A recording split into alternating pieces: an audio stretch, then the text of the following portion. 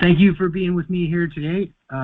Today what we're going to cover is the paradigm in the information I've been presenting about deactivating implants, demagnetizing the body with components to wear, and detoxing nanomachinery, and what that really means at the most basic level possible so that we all can really understand that. I've got a presentation as per usual. I'll start that, and then after that we'll do Q&A. This is being recorded, so if you don't want to be recorded, wait till the end, and I'll turn off the recording, and then you can do your ask your Q&A. I like to include the Q&As for people so that when other people go back and watch this, they can listen to that part of it, because I get a lot out of it just presenting. I'm sure people get a lot out of it listening to it too. All right, so I'm going to mute everybody. And we're going to start the presentation. Okay, so you can look at your screen if you have that capacity. And today what we're talking about, again, is the paradigm. And what the paradigm is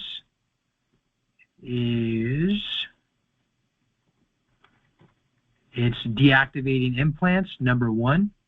Number two, demagnetizing the body, wearing inductors and capacitors. Knowing what that's doing also. We're not shielding frequency or energy, excuse me, we're attenuating it, okay? Then we're going to talk about how everyone's got this nanomachinery in them and what that means when I say how all of this works together. And then if we have time, I threw this in here because it was just an interesting idea for all the people that are court focused, that they want to go to the court of their government, that we should, to have any real justice from any of this stuff using that system, we're going to need to repeal the ability for governments, particularly the United States government, to hide all their secrets when they get caught. And most of that is done through the state secret privilege and the National Security Act. So I just threw that in there because it's an interesting idea. People are really focused on court stuff, so that's where you need to go, though, if you're ever really going to have justice in this country. And then all the NATO countries. Either way, that's at the end. If people want to talk about it, we can talk about it. So why deactivate implants? Well, because implants, they are semiconductors that electromagnetically pull heavy metals from the food, air, and water to different areas of the body. The heavy metals form self-assembling wires from implant to implant, making an artificial nervous system. The artificial nervous system is constructed of self-assembling wires, and after about 12 to 36 hours, now that could be faster, that could be slower, depending on the acidity of your body, it's reinforced with nanomachinery. So when a lot of times I'll write nanomachinery / heavy metals, because almost always there's a pairing. When we're talking about stratospheric aerosols, chemtrails, there's always heavy metal paired with this synthetic biology nanotechnology or nanomachinery. The synthetic biology part of it is more of like a encoding, an encapsulation, like a seed, all right? It's like a lab-made seed that once it gets in your body, the nanomachinery builds this gray goo. It's like a very goopy. All right, inside that goopy gray sludge, ooze, whatever you want to call it, there's a whole bunch of different functions. That's why we call it nanomachinery, not gray goo or black goo or whatever term is floating around the internet. There's a lot of disinformation around this stuff. It's called nanomachinery because it does different things within the body for different purposes. And in a later date, we'll cover some of those different chimeric forms of nanomachinery that's been seen. All right, so that's nanomachinery. Implants are semiconductors. What they do is they convert one form of energy to another form of energy. All right, they're a very simple circuit, and they're very, very, very small. So those are two separate things. Implants over on the left, nanomachinery on the right, let's just say. When it gets into your body, the implants, eventually, because it's pulling heavy metals to it, the nanomachinery forms around it, and they resonate as one. That whole system, where there was two pieces, has now come together to form one thing. All right, and that one thing is being electrified with deuce or magnetized, however you want to say that, is being accessed with these directed energy weapons. The directed energy weapons are aimed at these inroads into your body. And what are these inroads? The implants mating with the gray goo, heavy metal mix, sludge, whatever you want to call that. And that's how they're getting these voltages in your body. So why we deactivate implants is to stop that first pioneering of this system, to stop that first level of access to your body. And that's with these very simple circuits that are converting ambient and directed energy weapons into pulses into your body to pull heavy metals from the corporate food supply. Everything at the grocery store's got heavy metals in it. It's had heavy metals in it since 1930. And not everything all the time, but most things most of the time. Your air, chemtrails are out of control. The water has been spiked with various acidic agents that cause all sorts of symptoms that operate like heavy metals. All right? So heavy metals is almost always tied to nanomachinery. When one comes, the other one goes, or however you say that. But you get the point. That's on one side of things, heavy metals and nanomachinery. On the other side of things is implants. All right? And just to confuse things a little bit more, sorry for that, synthetic biology is used as part of nanomachinery. All right? So what is synthetic biology? I know I'm over confusing this, but we're going to hit this point a few times in this presentation. Synthetic biology is basically how they made all of this. It was all made with model organisms in labs over the last 50, 70 years, something like that, 80 years, going back to World War II, Operation Paperclip, Nazis. They developed a lot of the early technology that's manifested into the smart dust and smart filaments that is currently being sprayed on most of the world as often as they can, which is in the Western society, every day, most places, and in Eastern society, like China, it's every day, most places too, but they release it from factories there more so than chemtrails, but in the smokestacks. But I don't know about places like Thailand or Vietnam or like, Africa or stuff. I see chemtrails there when I see videos of those places, but they're clearly not as often. Either way, I don't know that part, how often everywhere. But I do know Western society, the smart dust is just raining down on us 24/7. So smart dust is nanomachinery, by the way. Again, not try to confuse things. On one side, you've got nanomachinery, which is like gray goo when it grows in your body. And on the other side, you've got implants. Those are two different things that come together to form one resonant system. This is an illustration. If you can't see what it is, it's a human female. It's translucent. And what you're looking at are these lines, these red lines. And at the end of the red lines are yellow dots. And this is just a conceptualization. This is not actually how it looks in your body. But the yellow dots would be like implants. And the red lines would be like the nanomachinery growing within and from implant to implant. And again, when these directed energy weapons are aimed at you, why these voltages, why this electrification is going on or going through you or whatever, it's going into the implant, through the nanomachinery, to the other implant. And if there's like a real proliferation of nanomachinery in your body, that gray goo, and when it gets to the outside of your skin, by the way, it's translucent. So it's not like you can see it until if you put yourself under UV light, you can actually see it. But that's only been reported with people that took the con thing that happened a few years ago. I'm posting this stuff to YouTube now, so I got to be careful all of a sudden. Either way, more people are watching it, but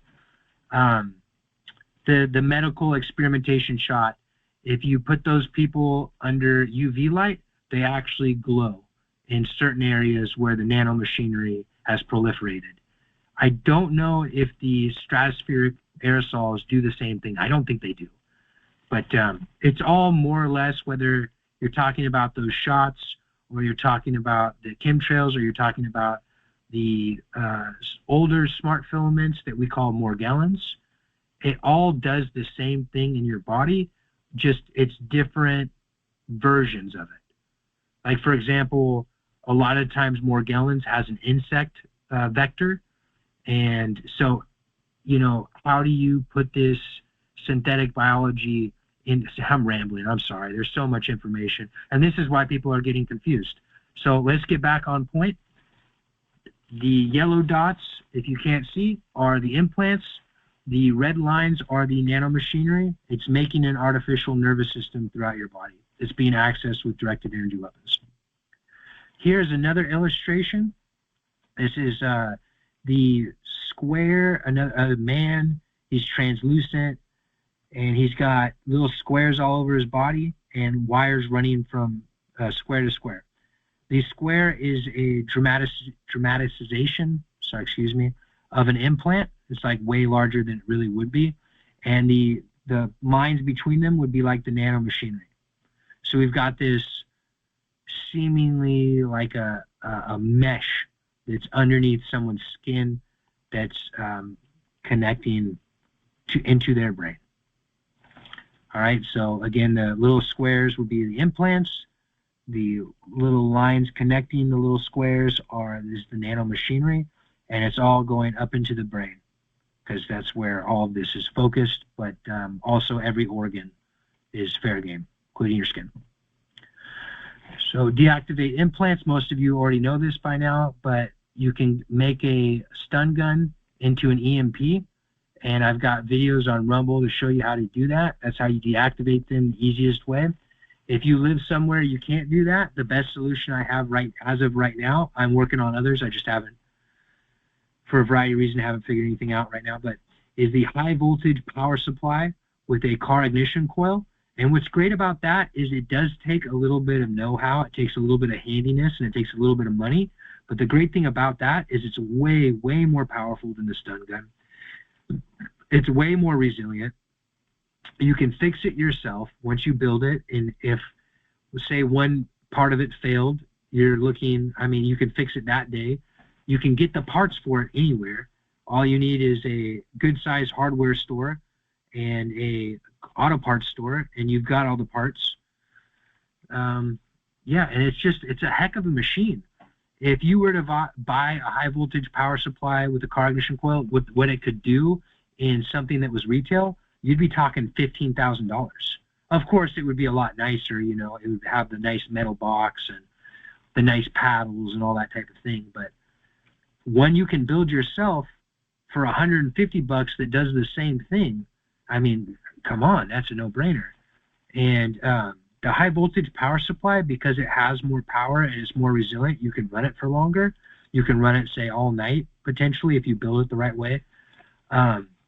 It also has the ability to break up nano machinery in your body.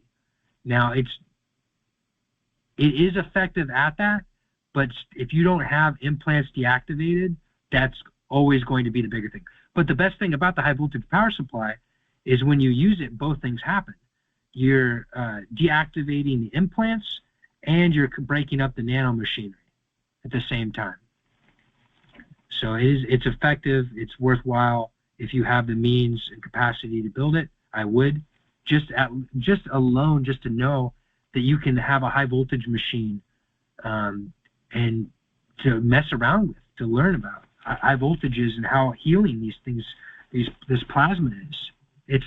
Like I said, there's no better way to manifest healing plasma in your life that I've found than this $150 DIY system. Anyways, both those videos are on Rumble. My email is listed there, onionheadandrew@northstarsoc.com. That's the newsletter email. The other email is acole9689 hotmail.com. If you have any questions about either one of those or you need help to build it, just send me an email and I'll help you through that. We never have enough people to do a class because everybody's doing it at their own timing, just time off and getting the materials and all that. So we've been doing it one-on-one for a long time. That works out fine. It doesn't take long to build the stun gun EMP. Talking your first time, worst case scenario, an hour. Best case scenario, 15 minutes. Normal, half an hour, something like that.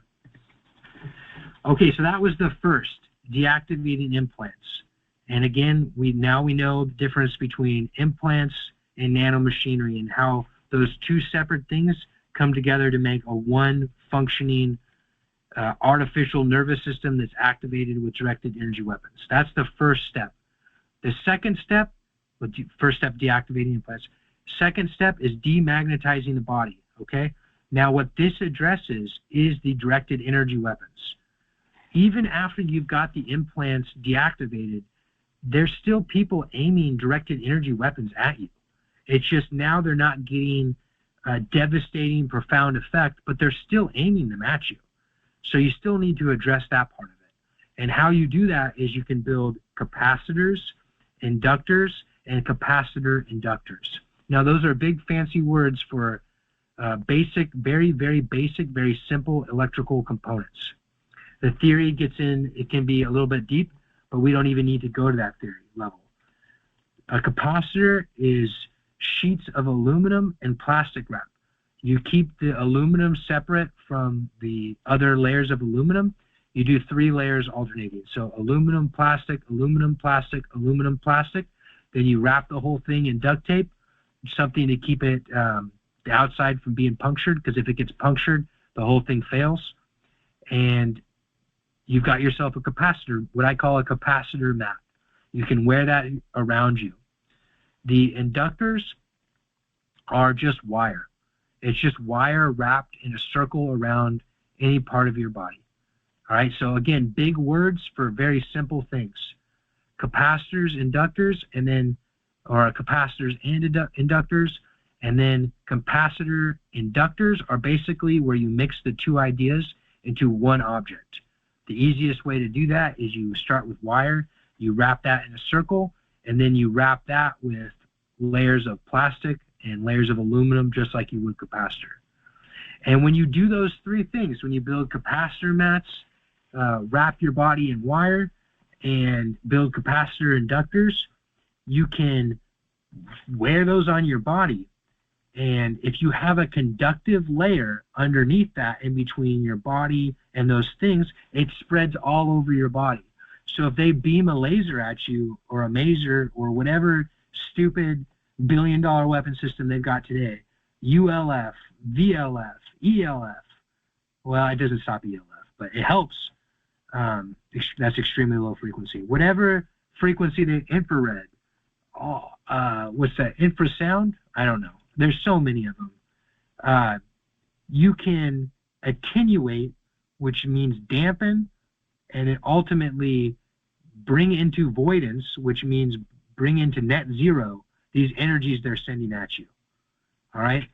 So at first, when you're starting this, just start with wrapping wire around your body, because it's the easiest thing to do, and it can't be used against you in a way that you can't undo.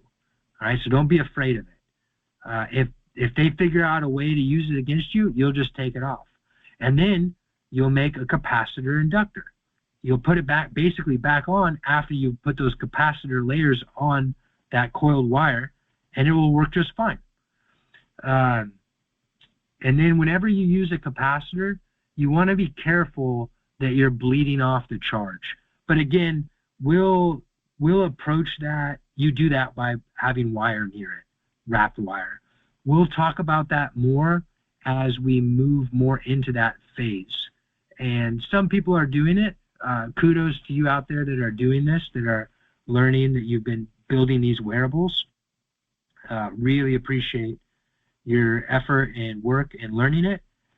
When a few more people get to that point, I'm going to give the next level of information with all of that, because there always is a next level of information, but we really need to get the fundamentals down here.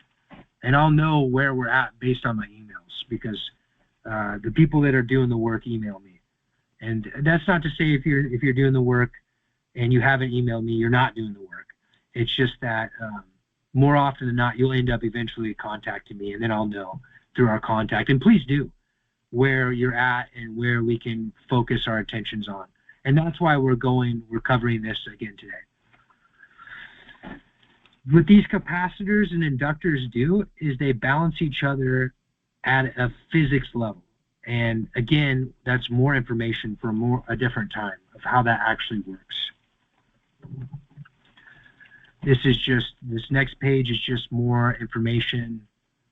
We don't really need to, we've already covered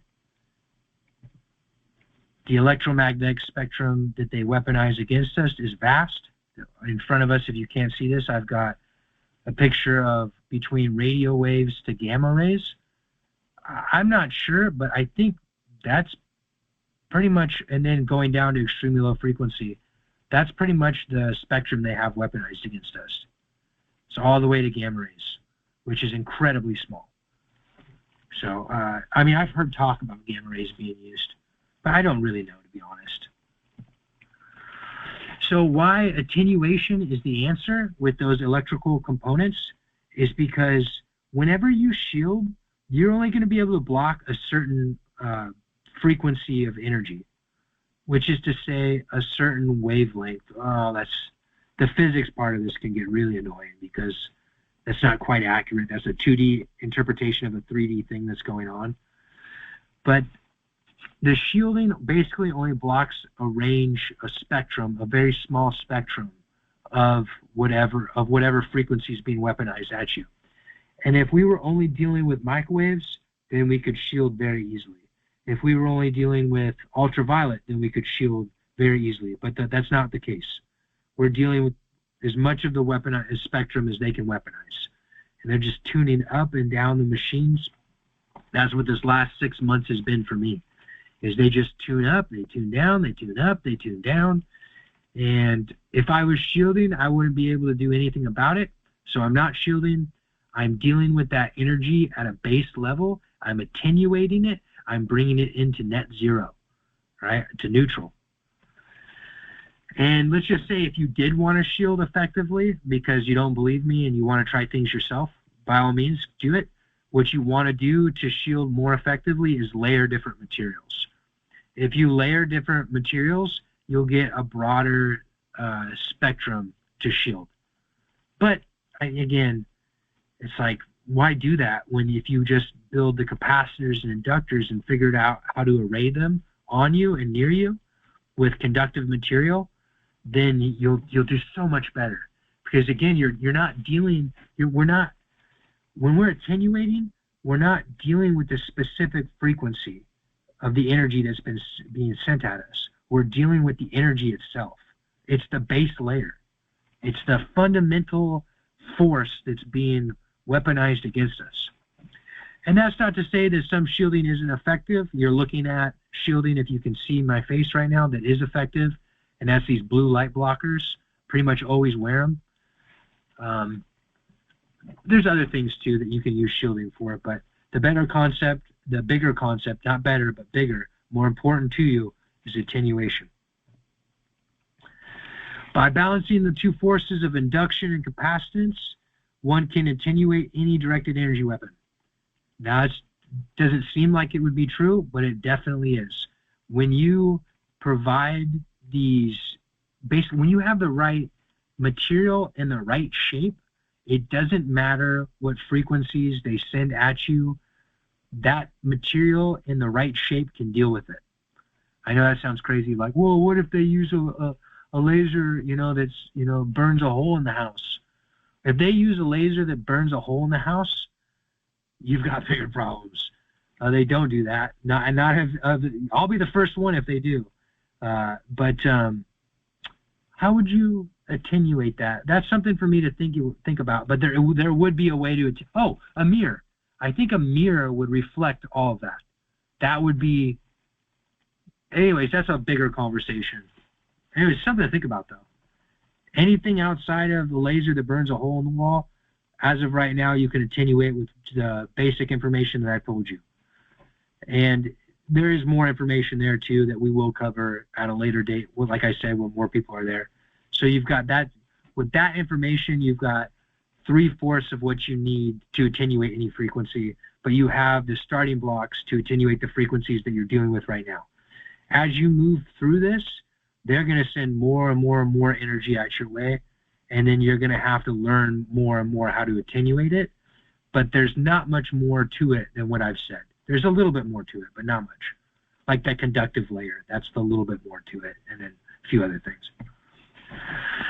All right, so that was the second step. So the first step was deactivating implants, which are different than nanomachinery, but they come together to form one artificial nervous system that's accessed or affected or electrified with directed energy weapons.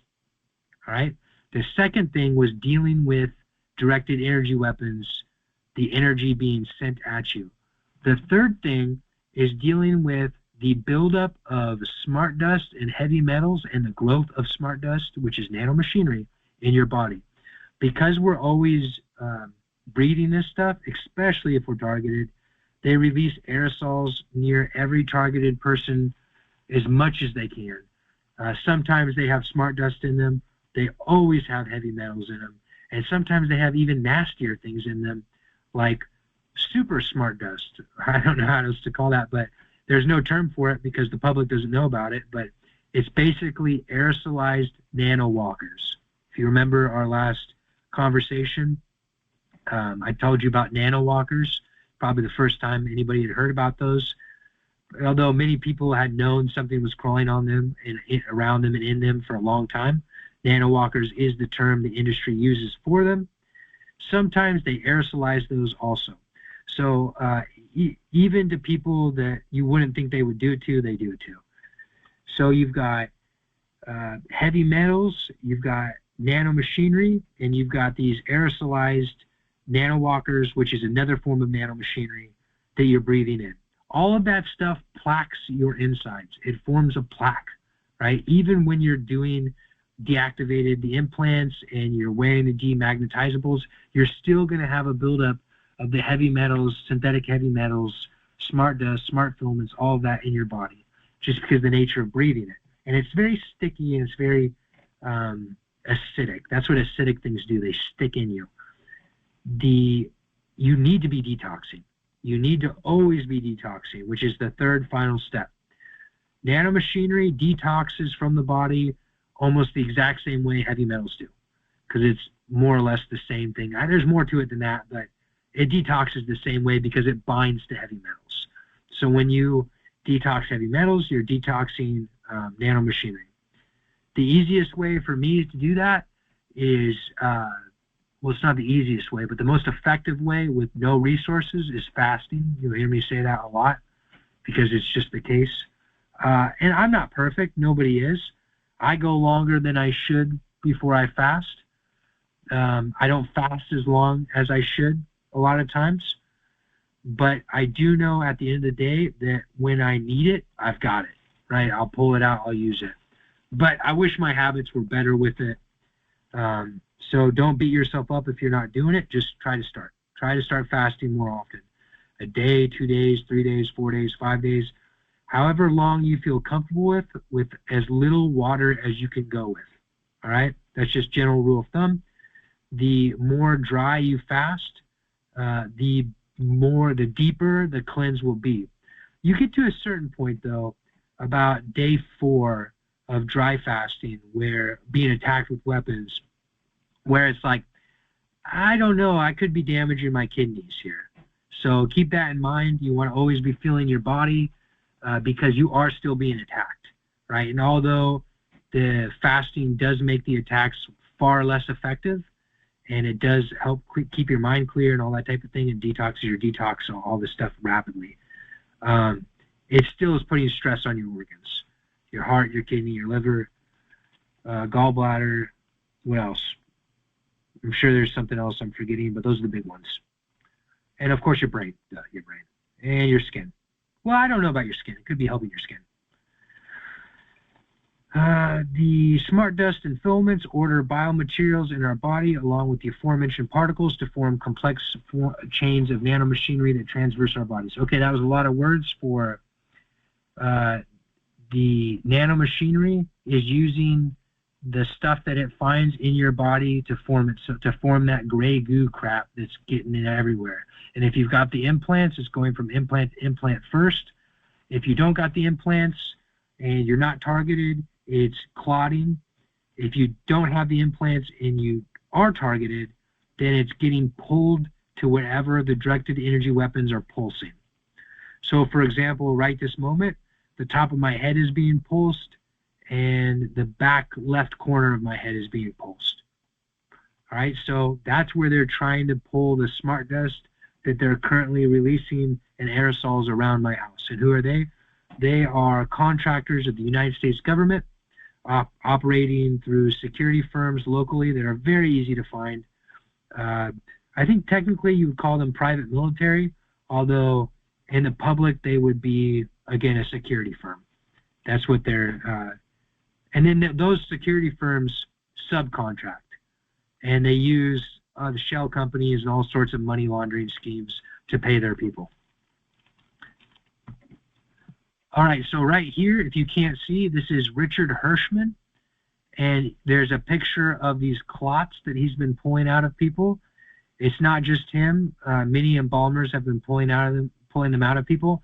I personally know of various paramedics, high-level paramedics, that were pulling these things out of people, or not really pulling them out, but seeing them in chest cavities and big injuries, basically going back to 2015, 2016. All right, and that's somebody eventually I would like to have on so that he could talk to all of you about what he knows about a lot of this stuff. But he's very much in the know about targets, this paramedic I'm talking about. He's very much in the know about nanomachinery. He knows that this is the confluence of all of it. One of the few people out there. Either way, so I've got personal people in my life that go back to 2015 that know about this, seeing this physically. What it looks like is calamari. It looks like a piece of uncooked squid. They pull that right out of the people's body. That's what clots, and it's been clotting and killing people. Richard Hirschman, this is what he says about it. I never claimed to be a doctor or a scientist. I am an embalmer. I have been only sounding an alarm about what I am seeing! Exclamation point. I can only say that this is not normal. In the 20 years prior to 2021, I have never seen anything like this. Something is causing this, and I see it often. All right, so you know what the implication is there, that the medical experimentation is causing this. But like I said, I personally know people that I trust, verifiable, that have seen this in the population before. It's just that with the medical experimentation, it's made it so much more prolific in people in the population. And not only that, but the powers that shouldn't be have been poisoning the air, particularly, way more, but the food also. The food has got a whole bunch more chemicals in it and heavy metals in it, or synthetic heavy metals, more accurately, causing this stuff to grow much more rapidly than ever before. This is another Richard, ooh, that's gross. If you can see that, I'm sorry. That is very gross, but it's another Richard Hirschman picture. This is him pulling one of these clots out. He's literally pulling it out of a dead person's body. You can't see the full body. You can just see the incision where he's pulling out. It's disgusting. This is what he said about it. Thank you for sharing. I have seen many abnormal clots since 2021. I'm not a doctor, but an embalmer. This is me removing one from the right jugular vein. Ooh, that is a big one coming right out the jugular vein. Do you think that killed this man? I do. If you look closely at the picture, I'm sorry that if you are, but if you look closely at it, you can see what appears to be like a grape-colored thing, a dark purple, almost black, that's on the calamari clot. The purple-black thing is a regular clot. That's what a regular clot looks like. It has the composition and color of grape jelly, right?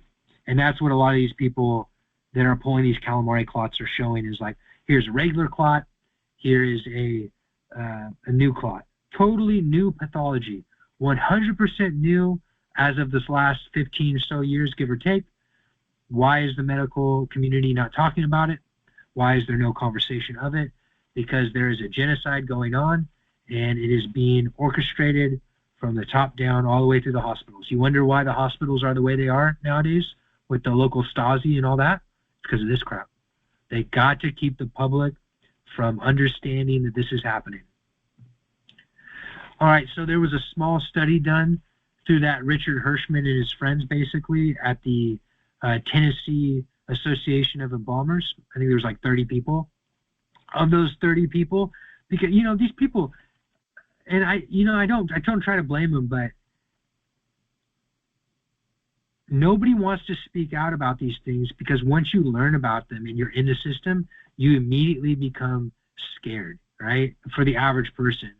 And then that's not to say anything about, like I was saying, here in the United States, and I know Great Britain too, for that example, for example, the hospitals are very, very much involved with targeting. If you're a targeted person and you go to a hospital, the chances of you getting an extra implant, two for the price of one, right?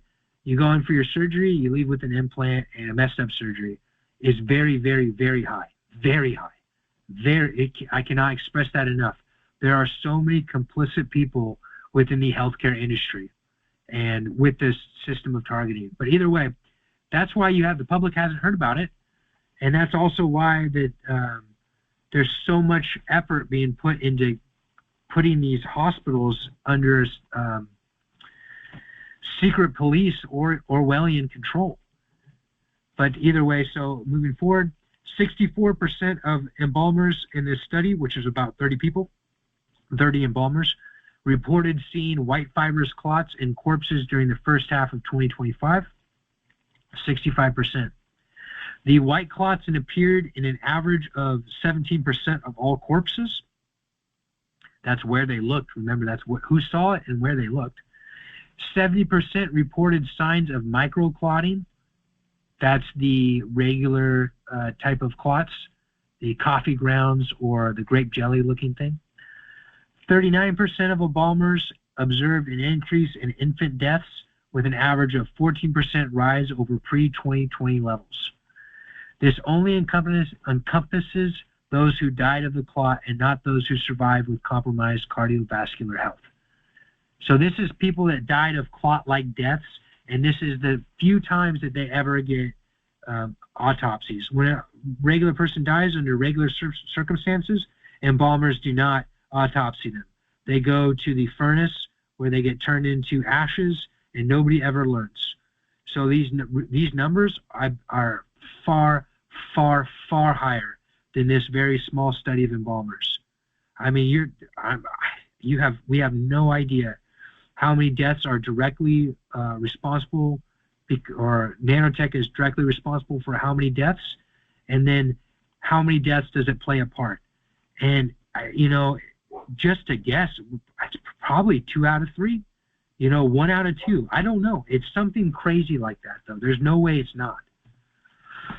All right, so we talked about nanomachinery, what it is. It's in the full public. What it is in targets, it goes from implant to implant. You can see they devised this very clever system. The public is being passively targeted. The targeted survivors, individuals, whatever you want to call it, are being actively targeted, which is obvious. Everyone is ingesting smart dust and smart filaments, whether it's the corporate food or the corporate air, the chemtrails, the aerosol, stratospheric aerosol injections. It grows far slower in the general public due to internal and external environmental differences, basically acidicism, right? Like how acidic is your body? Because the more acidic your body is, the less you're detoxing heavy metals, the faster all of this is growing. In targeted people, they've got other things to worry about. They've got nanowalkers, like I covered in the last presentation. Go back and watch it if you want to learn more about it. Various chemical weapons that make an acidic environment, aerosolized particulate of heavy metals and more smart particles and whatnot, and then directed energy weapons. also make your body acidic. So that's basically what they're doing, is they're trying to cultivate the growth of this nanotech in you from implant to implant and access that with directed energy weapons to cause the big effects. What are the big effects? Heart attack, stroke, various chronic inflammatory diseases, and various patsy mind control operations, which if you reterm mind control as inflammation of the brain in targeted areas, it makes way more sense. Basically, pinpoint targeting, heating parts of the brain up at certain times with certain stimulus to get certain effects. So whether you're cooking the heart or you're cooking the brain, whether you're making a patsy or you're making a heart attack victim, survivor, whatever, it's the same thing. It's the same principle in action. It's just a slightly different application. Most actively targeted people are unaware that they are being targeted with nanomachinery and directed energy weapons. So that's true. The average person that's being hit with these weapon systems does not call themselves a targeted individual. Targeted individuals, survivors, are a small subset of the people being actively targeted. All right? That's because somewhere down the line, my life, your life, whoever's listening to this, they decided that they were going to kill us and torture us to death while they did that. And they were going to make as much money as they could. And I'm sorry if that sounds, verbose. Is that the right word? Yeah, I think it is. But it's true. When you become a targeted person, individual, they don't care if you find out what they're doing, and they kind of want you to in some regards, because they plan on killing you. Simple as that. I know that doesn't seem like it would be true because it seems very trivial, but that's part of the psychological operations, the counterintelligence. Remember, counter your intelligence operations that they're running on you. That's what COINTELPRO was for all you Americans, counterintelligence program, right? Where they developed a lot of these techniques that we call gang stalking. All right, that's what the gang stalking is. It's to keep you distracted while basically they torture you to death and kill you. And it happens every day if you don't believe me. Yeah, it's pretty messed up. Pretty messed up, and it's more or less becoming one thing is leading to another. The COINTEL gang stalking side of this is enabling the nanomachinery to proliferate and not be stopped in the general public. The nanomachinery is causing a mass die-off, which in turn is actually making the COINTEL program part of this harder to maintain. That's a longer conversation, though. But that is how all this is going.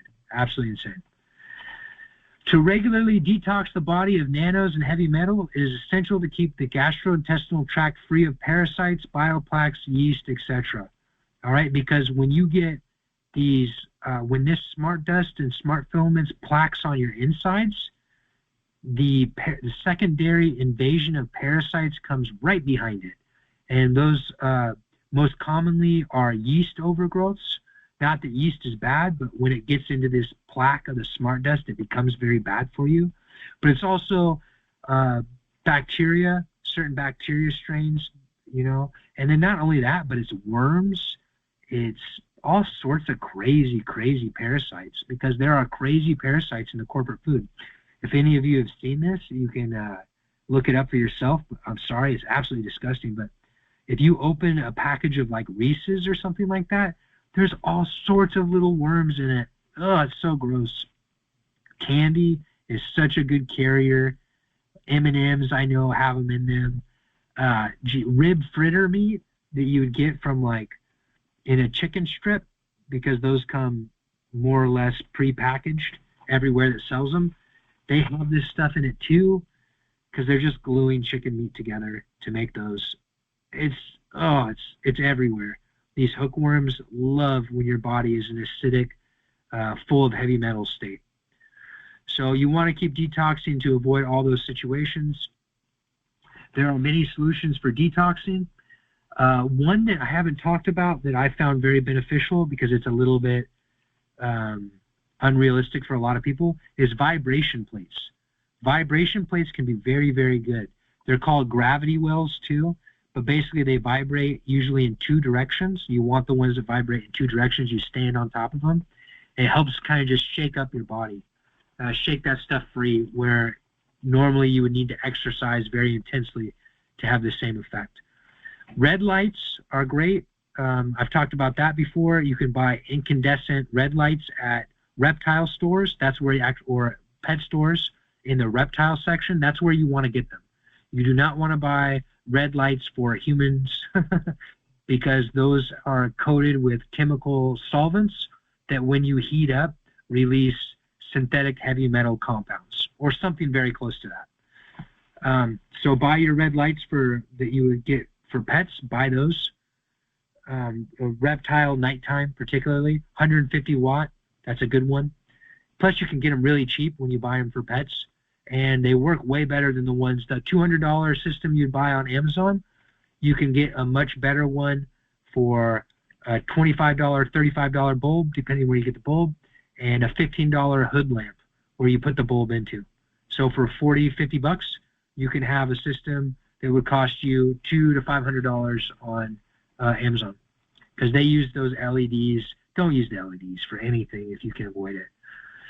Colonics, that's things to clean your colon. Soft fibers, hard fibers, soluble fibers, non-soluble fibers, all very good. You want to keep that colon regularly evacuated, I think is the term that the doctor would use, because the colon, this plaque builds in the colon very, very quickly, and from the smart dust and whatnot, because of 2 things. 1, not relevant to what we're talking about today, nanowalkers. 2, the relevant one is the poop in your body or defecation in your body is very, very acidic, and it's naturally where your body puts the heavy metals that don't get into your bloodstream and out. So it'll just proliferate there, the nanotechnology, because of that. It's the perfect conditions for nanotechnology, is in your lower intestinal tract going into your colon. Another good way to detox, this is for your skin, is shaving your hair with oils. If you use castor oil, mineral oil, you take a razor, make sure if you're using a disposable razor to take that gel strip off. That gel strip has glue on it. That glues all this crap to your skin. There's a heavy component with those glue gel strips and chemtrails, but I can't prove it. That's my theory. I'm almost positive of it, though. Saunas can help. Sweating it out can help. And this is a new one I found that's very, very beneficial, is charcoal.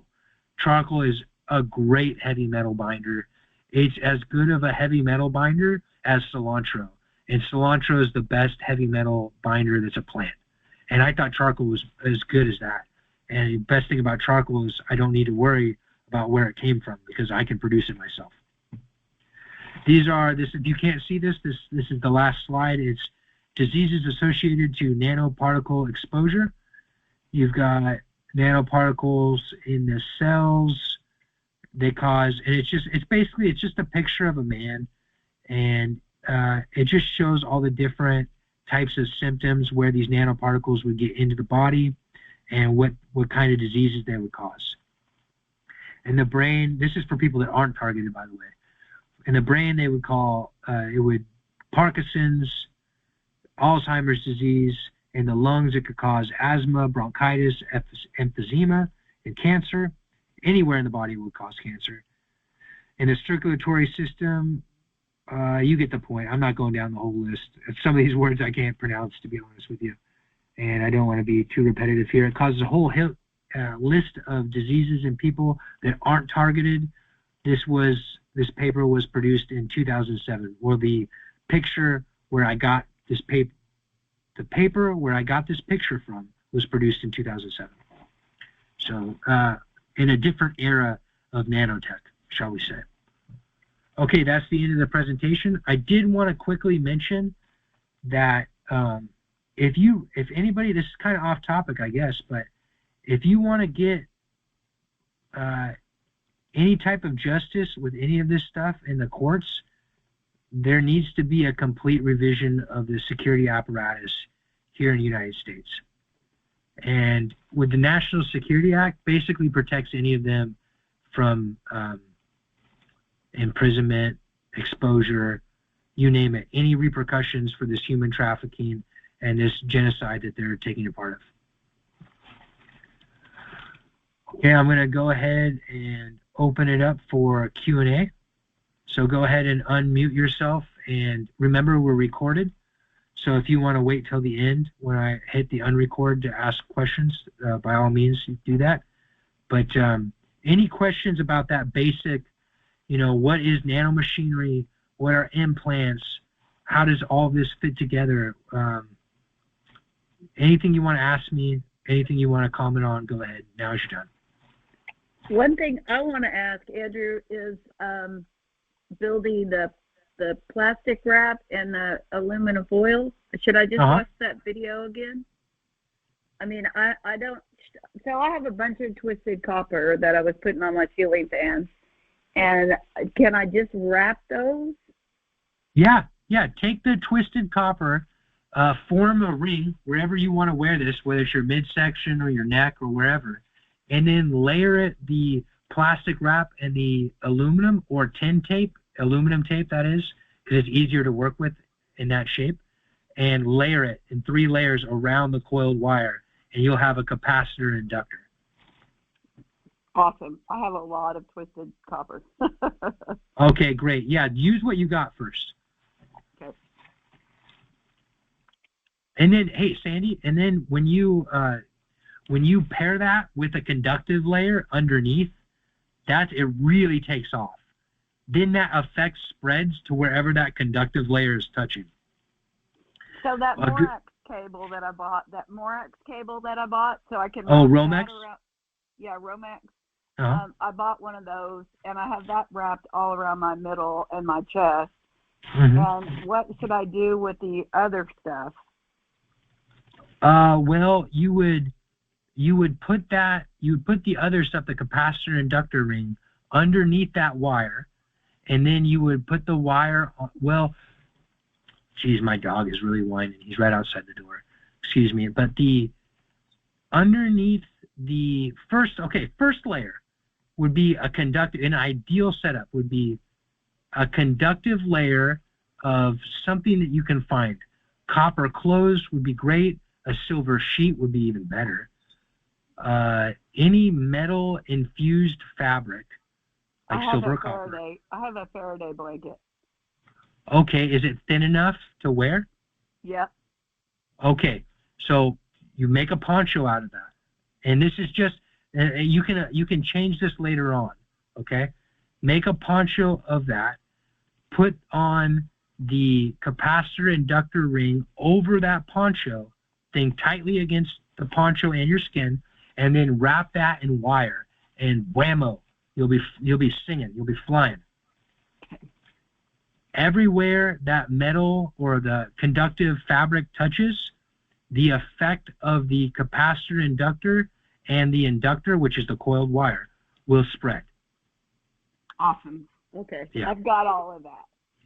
Okay, yeah. Try that out, and if it doesn't particularly work the first time, you just got to move things around. We'll figure it out.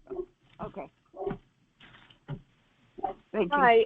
Okay, so this is my first time on the call. Can you hear me? Mm-hmm. Yeah, I got you. Okay. Okay, so where can I find these instructions? Because, it sounds like she's already advanced in terms of shielding and what she has already started. But I'm very new at this. I'm using space thermal blankets. Like I've placed those over my wall like a wallpaper. And when the directed energy attacks are really bad, then I'll lay it over me or open an umbrella and put it over the umbrella. But I want to try to make a capacitor conductor layer. So is there anywhere that I can find step-by-step instructions, because cognitively I'm just not as strong as I used to be because of the attacks, so I get overwhelmed really easy. But where can I go to find like these amazing instructions that you are giving us on how to come up with a shield that we can either wear or place over us when we're sleeping? Yeah, okay, so first thing, I want you to take my email. It's OLE9689 at hotmail.com. Okay, next thing, go to Rumble or YouTube and look up Onionhead Andrew. There will be videos specifically about what you want. There'll be DIY electrical components, DIY. I can't remember exactly what I titled them, but there'll be a class. There'll be a class about it. Hold on a second. Hold on 1 second. I'll get to you. There'll be a class about it on YouTube or Rumble, Onionhead Andrew, and there will also be a DIY where I build one, and then another presentation where I build one.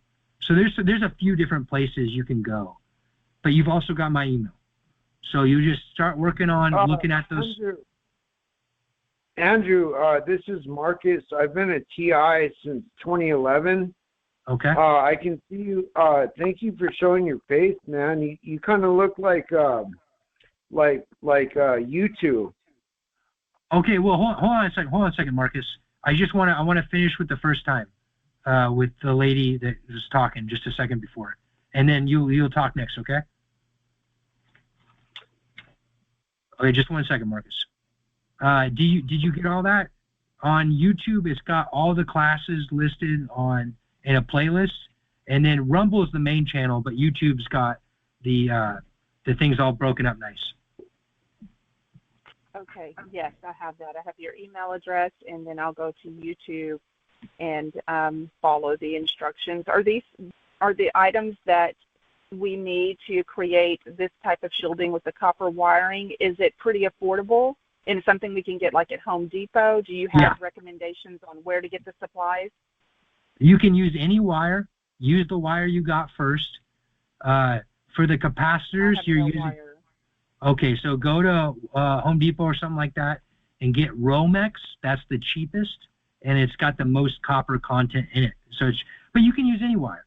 It's just the cheapest wire. It's Romex, Romex.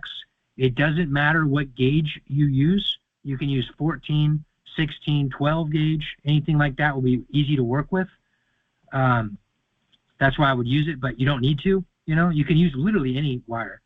And then the capacitor material is just tin tape or aluminum tape. All of this will be in the videos too, or aluminum wrap and then saran wrap.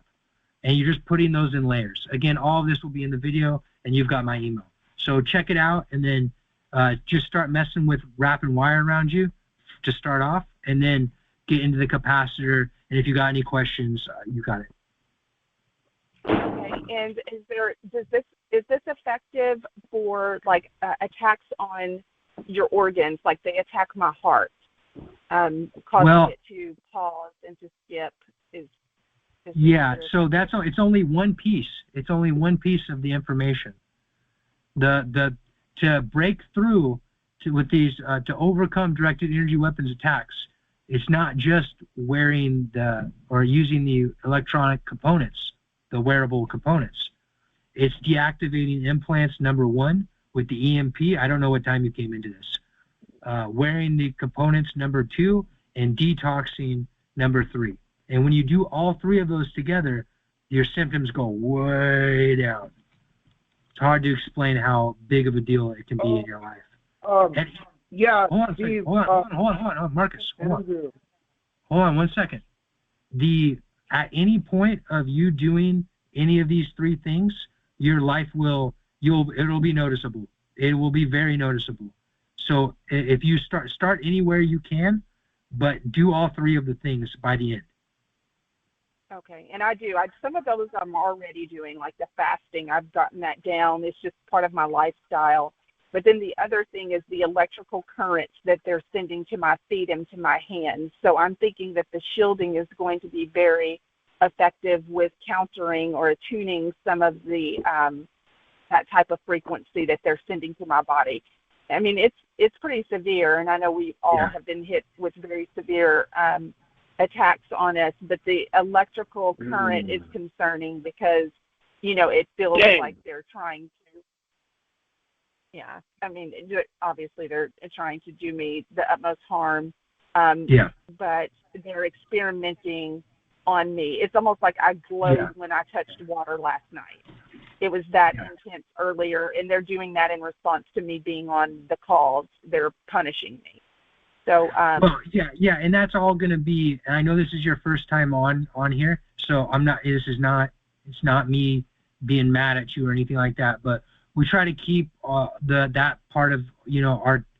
I'm sorry, but there's just only so much time to talk about things, But I understand. you get what I'm saying. That was Okay. very helpful. Okay, I appreciate that. Okay. And then you've got my email, and don't look over any of the steps because it's all important. All of it's important.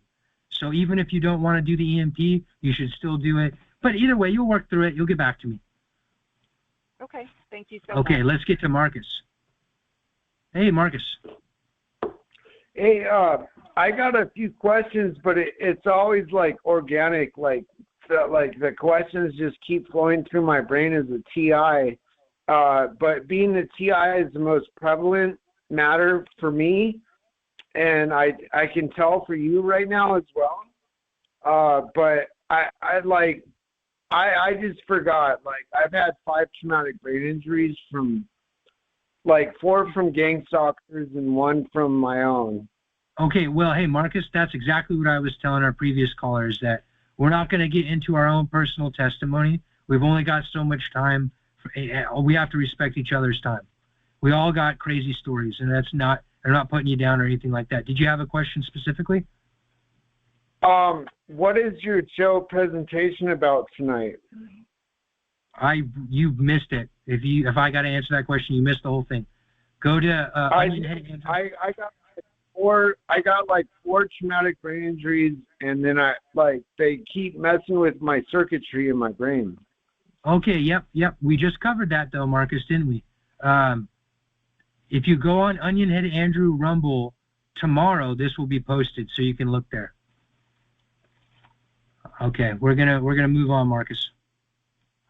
God bless.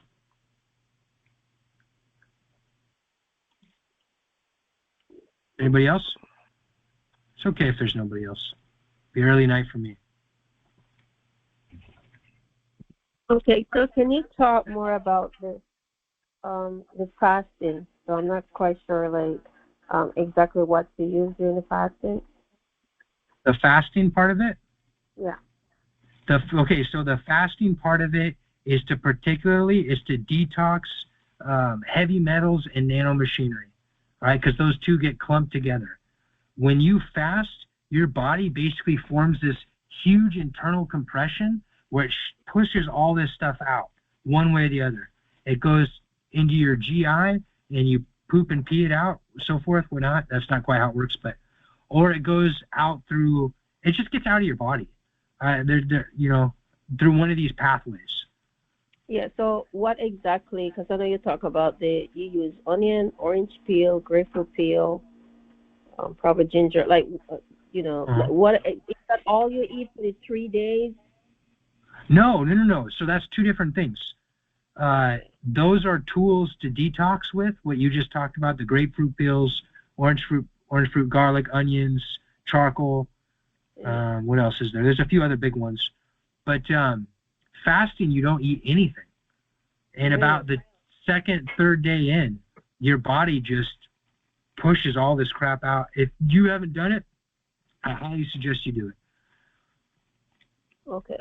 So the other things that I'm talking about, the orange peel, grapefruit peel, the garlic and the ginger, you just use that on a regular basis, right? Separate from the fasting. That would be separate from the fasting. Separate from the fasting, I used to, but the issue with it here locally in the Vancouver, Washington area, which is the greater Portland area, is the food is freaking poison. Probably same for you. The last 3 years, 4 years, it's only got more and more and more toxic. So I fast to detox now. And then charcoal has been the newest thing. Because I can't trust the food. Well, when the food was good, it was way easier. I just eat those peels and whammo. Onions, garlic, I'd be flying. Okay. All right. So let me just get to my next question. So you talk about the bouncer. Do you have a link where you can purchase the bouncer? Or are you talking about the like a trampoline? Would that be okay using a mini trampoline? No, it's not the same thing. The vibration plate that's what I'm saying. It's not really realistic for a lot of people, but what it does is it shakes a very high oscillation, and it shakes at such a high oscillation that it can help clean the inside of your bones.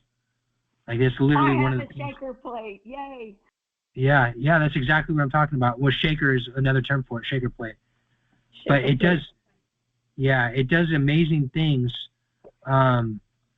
Just check it out for yourself and see if it's something you want to invest in.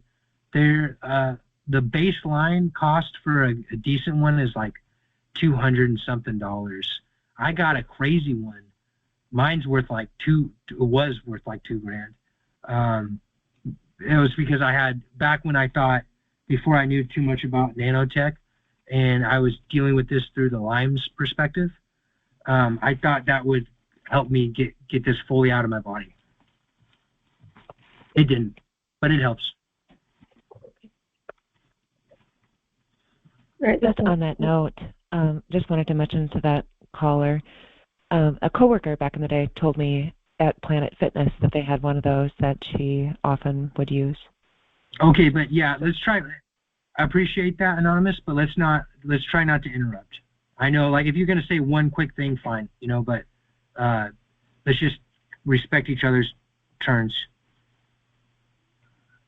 Just, we only got so much time. I got family to get back to. There's, things happening in my family that I want to celebrate with them. And it's 4:30 right now where I'm at. I've only got about another half an hour. So was that the end of Expert One? Yes, it is. Thanks. Okay. Thank you. And did you want to say anything more, Anonymous? No, just giving her a tip. Okay. Sorry for being a stickler, guys. It's just that we've got away from it in a few of these presentations, and it's really hurt the information. Totally get it. Thank you. Is there anybody else? Everybody? Yes, hi, Andrew.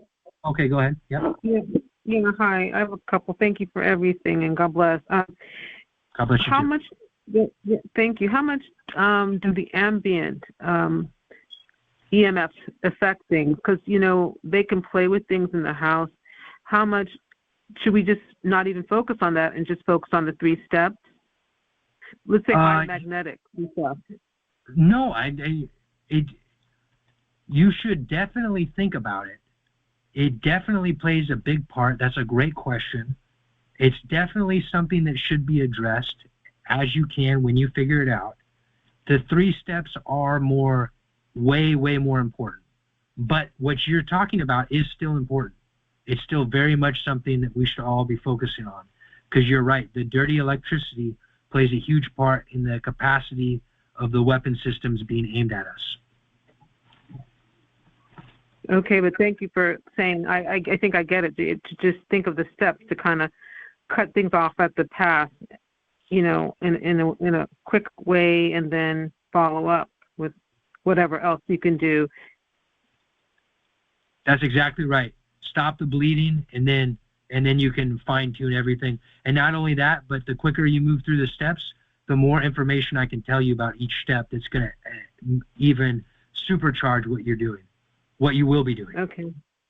Thanks. What about using water with the 3 steps? Does that help at all? Because I know it can be helpful with improving, like feeling some of the frequencies hitting you. What do you mean for attenuation or detox? What do you mean? More attenuation and lessening things. Attenuation. Because holding a bottle of water or anything, is that? It can be effective at limited times for certain things. that gets into the shielding idea. There are certain times when shielding makes sense. A caller previously was talking about blocking her, excuse the vulgarity of this, but her genitalia while she sleeps with using water bottles. If that works for you, it stops some of those attacks at night, good, by all means do it. The more effective and I hate saying better approach because it's better, whatever that means, but the more it is better in the sense that it's more effective is thinking about this through the attenuation with the electrical components. That's why instead of calling it coiled wire, I call it what it really is doing, which is an inductor. And why I don't just call it layers of plastic and aluminum, because when you put those layers together, it's forming a capacitor. And when you put those two things together, a capacitor and inductor, you have literally, that was the first circuit that anyone ever invented. Well, in the modern era, 140 years ago. They figured out how to make a capacitor using the materials of their day, and they figured out how to use an inductor with the materials of their day, and they put the two of those things together, and they had what's called an LC circuit. All right, so really what we're doing with the electrical components is we're building wearable circuits that attenuate frequency. We're not really shielding. And that's why it's such a strong, that's why it's the freaking answer. And that's, praise God, So thank you, God, for giving me that piece of information, piece by piece, because it took years to figure all that out like I did. And I did. It's, yeah, you get it though. The bigger idea here, you're wearing a circuit. Thank you. I have one more question about food, and you're saying, so much of our food is contaminated. How are you able to determine in any particular objective way how much is in food? Are you personally finding that out, or you're reading it, or you just know? And then what are some really more? I'm sorry, you're asking me a lot, and I just wanted to answer some of it. I do not have a way to physically test it. A lot of the times what's being used is chemical solvents that don't come up in tests. I do know people that test pH levels of various things and have found the acidicism to be off the charts, the acidic quality of things that shouldn't be acidic, like lettuce, for example. The easiest way to see it, to experience, is just by your experience. If you track your symptoms before and after you eat, you'll notice that some foods at sometimes make your symptoms go through the roof. And I don't particularly mean being poisoned, although that can be part of it too. For example, if you get McDonald's and you're not worried about the people in the back room doing something to your food, which happens, but just throw that out. You eat clean McDonald's, quotation marks, you're going to get crazy symptoms. If you eat poisoned McDonald's, you're going to have a hell of a 2 days, 3 days to get that out of your body. And most of us here have probably had something like that happen to us at this point. The easiest way to tell is by your symptoms. And this is this is why it irks me. It's irked me for so long that so many people that are, quote, leaders of this community, whatever that means, have not talked about the poisonings. And they haven't talked about the poisonings for a variety of reasons, but basically, and I don't want to delve too far into this, who's doing this, but I don't want them to sue me, is because they're part of the program. They don't want you to know that heavy metals are trying to be put into your body to make the directed energy weapons more effective. Because when you figure that out, you figure out the chemicals in your near environment, the aerosols that get released, the pesticides and herbicides that get sprayed into your car when they get a chance to do that, or during break-ins, they do that in your house, so forth, so forth, so forth. When you go shopping, they do all sorts of COINTELPRO stuff around you, what people call gang stalking. They'll have some informant type person that knows nothing slam you with their cart, or get in front of you or keep reappearing where you are, right? Okay, that's going on for sure. But what's really happening is usually there is a actual human trafficker on the ground near you. This is like when you do your big Sunday shopping. And that human trafficker, sometimes is the person that reappears, by the way, over and over, is releasing aerosols, very small particulate that is getting driven electromagnetically into your food. All right? So to answer your question very long and about way is you gauge it by your symptoms. When you start eating this stuff, if you get symptoms immediately, it's tied to your food. Stop eating. All right? It's as simple as that. I know it's like a lot of people, and other times too, it's not as simple as that, excuse me. When you get extreme symptoms immediately, it's as simple as that. When you're eating acidic foods, you'll get more symptoms. What are acidic foods? Candy, soda, processed, that type of thing. But when it's got that particulate in it, it gives you the same thing but on steroids. Just rings your bell, so to speak. I'm sorry for rambling.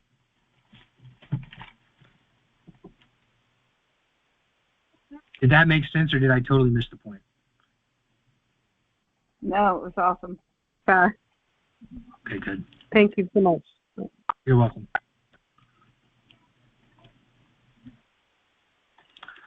Is anybody else?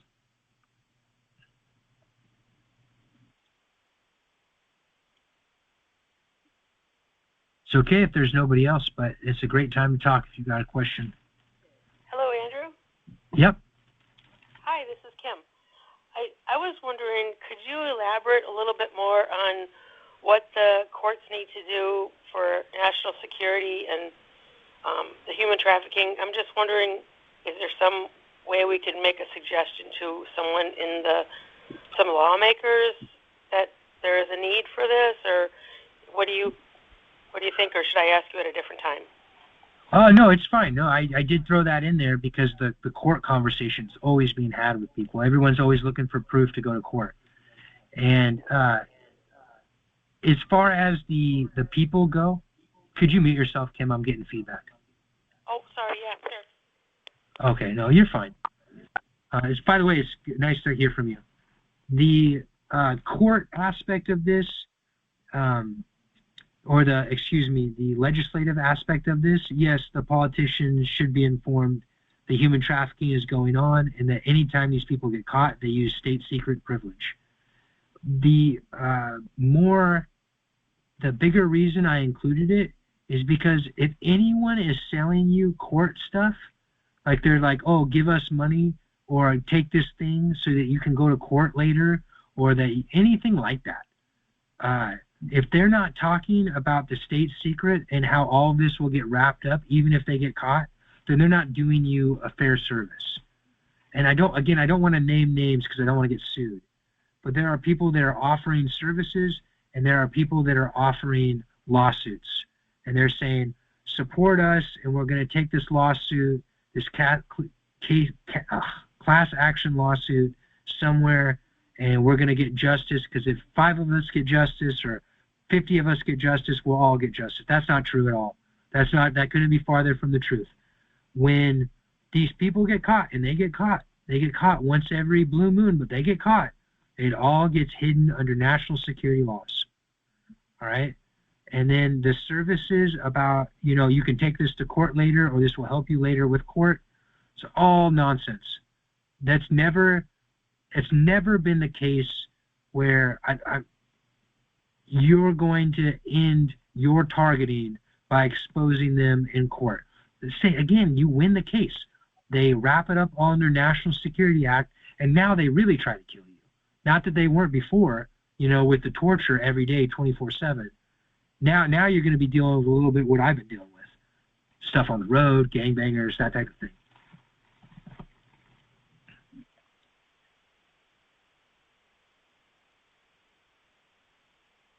Did I ramble or did I hit my points? I'm sorry. That's okay. Thank you. All right. Thanks, Kim. Sure. Thanks. I guess I'm in a rambling mood. I'm sorry, everybody.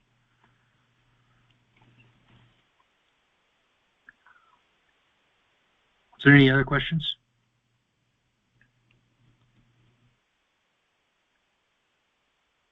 Okay, well, hey, that's great. I really appreciate all of your guys' time today.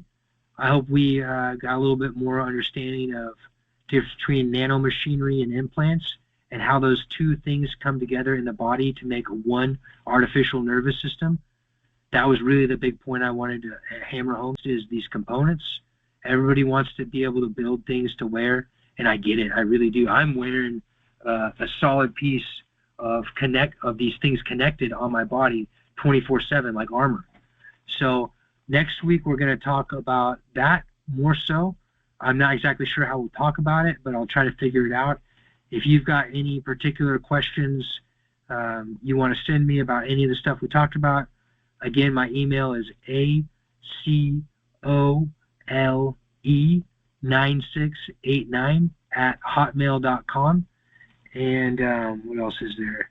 There was one other thing. Doesn't matter. May God have mercy on us, and may God bless us. And again, thank you so much for everyone for being here.